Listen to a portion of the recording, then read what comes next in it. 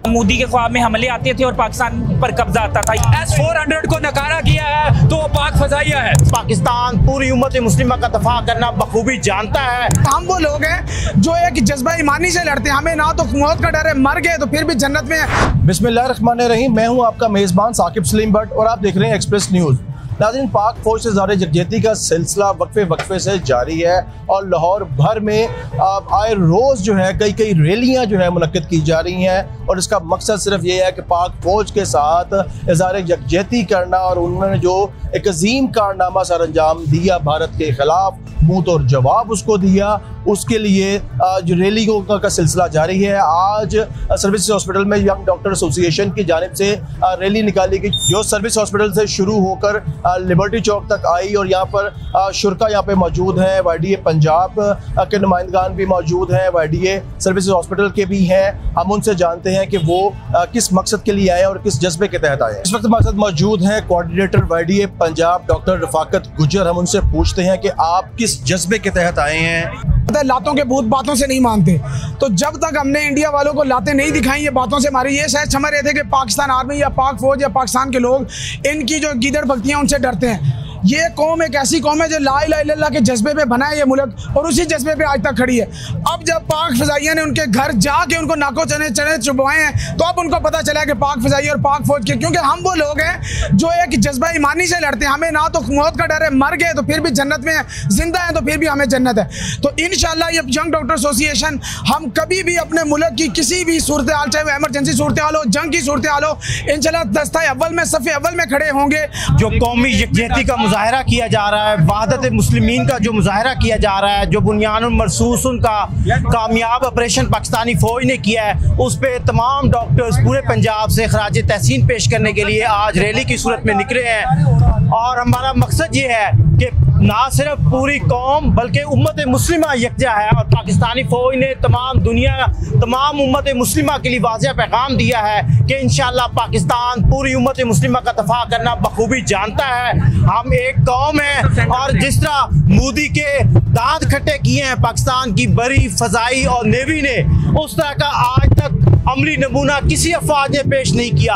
इस टाइम पाकिस्तानी अफवाज दुनिया भर में नंबर 1 है और इंशाअल्लाह आने वाले दिनों में पाकिस्तान की टेक्नोलॉजी और दुनिया भर में चाइना और पाकिस्तान की टेक्नोलॉजी नंबर 1 रहेगी। पाकिस्तान ने ये वाज़ेह पैगाम दिया है कि हम ना झुकने वाले हैं, अपना दफा करना बखूबी जानते हैं। और जब पाकिस्तानी फौज निकली है पूरी पाकिस्तानी अवाम फौज के साथ खड़ी है, सीसा पलाई हुई दीवार की तरह खड़े हैं। और आइंदा कोई भी ऐसा मौका आया इंशाअल्लाह तो ना सिर्फ पाकिस्तानी कौम, पाकिस्तानी अफवाज बल्कि दुनिया में बसने वाले तमाम मुसलमान पाकिस्तानी अफवाज के पीछे खड़े होंगे। तारीख में पहली दफा अगर किसी फजाइया ने राफेल गिराया है तो वो पाक फजाइया है। तारीख में अगर किसी ने पहली दफा S-400 को नकारा किया है तो वो पाक फजाइया है। तारीख में अगर पहली दफा अंदर घुस के मारा है तो वो पाक फजाइया है। तारीख में पहली दफा कह के बदला लिया है तो वो पाक फजाइया है। तारीख में पहली दफा कह के घुसे हैं तो वो पाक आर्मी है। और हमें यकीन है मौजूदा क़यादत पाक फौज की, पाक फजाइया की, जब हम सो रहे होते हैं सरहदों पे तहफ़्फ़ुज़ करने के लिए मौजूद है। और दुनिया अब ये देख ले कि ये पाकिस्तान की फजाइया को कोई भी मैली आंख से देखेगा, पाकिस्तान की फौज को, तो हमारे जो तहफ़्फ़ुज़ करने वाले मुहाफ़िज़ हैं आपने देख लिया है, घुस के मारते हैं, बदला लेते हैं, तहफ़्फ़ुज़ करते हैं, क्या के मारते हैं, राफेल गिरा देते हैं। देखिए, मैं यही कहूँगा कि जैसे बिल्ली के ख्वाब में छिचड़े आते हैं ना, उसी तरह जब मोदी के ख्वाब में हमले आते थे और पाकिस्तान पर कब्जा आता था, यानी कि कर नहीं सकता था लेकिन छिचड़ों वाली बात होगी। लेकिन अब इनके ख्वाब में ये बंदा आता है, ये रात को उठ के दौड़ते हैं, डरते हैं, खौफज़दा हैं। इंडिया की जो नंगा की है वो CNN, अल जज़ीरा, BBC ने की है और बता दिया $1 बिलियन की तबाही हुई है। इंडिया जो है वो इंतहाई इस वक्त डरा हुआ है। तो आप सिर्फ बॉलीवुड में तैयारी उड़ाया करें, उधर ही जंगे किया करें, उधर आप जीत जाते हैं। इधर आप रात की तरीकी में हमला करते हैं आते हैं सिविलियन को निशाना बनाते हैं। हमारे आर्मी चीफ ने बहादुर बनकर, दलेर बनकर फजर के वक्त कुरानी आयत से इस मिशन का स्टार्ट किया और दिन की रोशनी में तुम लोगों पर मिसाइल दागे और हमारे फाइटर जो गए उन्होंने दिन की रोशनी में गए कि तुम उनको पकड़ लो। और हमारे जो कमांडर थे एयरफोर्स के, उन्होंने कहा कि जी हम एयरबेसों पे जहाज खड़े करके नुकसान करा लेते, इससे बेहतर मैंने सोचा कि हम क्यों ना लड़के नुकसान करवा लें। 27 एयरबेसों को निशाना बनाया गया, 11 को मुकम्मल तबाह कर दिया गया।